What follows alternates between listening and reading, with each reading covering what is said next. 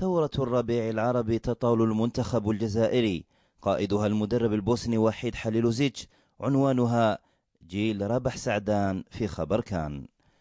لم يتوقع أحدا أن المدرب حليلوزيتش الذي تسلم مهمة تدريب المنتخب الجزائري قبل عام ونصف أن يحدث كل هذه التغييرات ويستغني عن الجيل الذي أهل الجزائر إلى مونديال جنوب إفريقيا 2010، أمثال فوزي شوشي ومجيد بوقرة ونذير بالحاج وكريم زياني وعنتر يحيى ومطمور وغزال.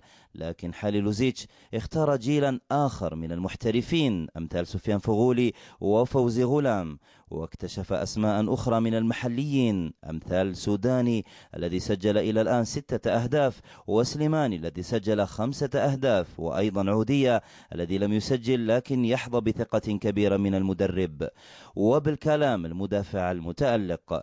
لكنه ترك بعض الأسماء من الجيل الأول أمثال رفيق حليش وابو عزة وبزاز. يعني الجيل اللي سابق حسينا باللي تشبع، يعني حتى وانا ما حققش اشياء كثيره، حقق تاهل المونديال مرتبه رابعه في كاس افريقيا 2010، كان حسينا باللي النوع من التشبع، كان لازم نضخ دماء جديده في هذا المنتخب. حليلوزيتش واش قدر يعطي امل شويه، امل اللاعبين المحليين، كان اسماء جديده يعني نستثمروا فيها، اسماء شابه. هذه التوليفة أتت أكلها مع المدرب، فبعد أن خاض 13 مباراة لم يخسر إلا مرتين، وحقق هدف التأهل لكأس الأمم الإفريقية 2013، وأصبح مرشحا للفوز بالكأس، وكأنه يخطو خطى المدرب رونار مع الفريق الزومبي الذي كون فريقا شابا ولم يرشحه أحد في كأس الأمم الإفريقية السابقة التي أقيمت في غينيا الاستوائية والغابون، لكنه توج بالكأس.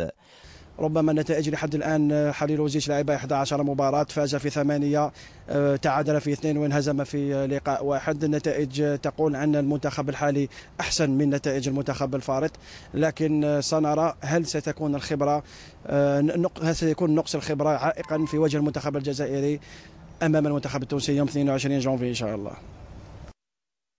فيا ترى هل سيحقق المدرب حليلوزيتش ما حققه رونار ويتوج بالكأس الأمم الإفريقية 2013 بجنوب إفريقيا؟